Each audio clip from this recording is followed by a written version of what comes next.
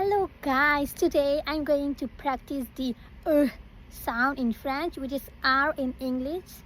So when we say, we call it Paris in English, but in French we call it Paris, Paris. And another word, bonjour, it's not bonjour, they call it bonjour. You know, at the end of the word they say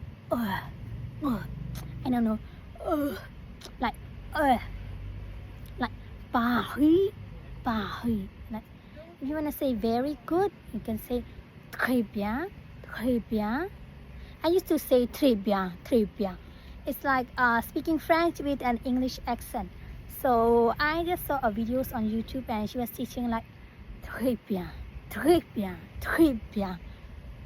Tell me if I did it correctly or not.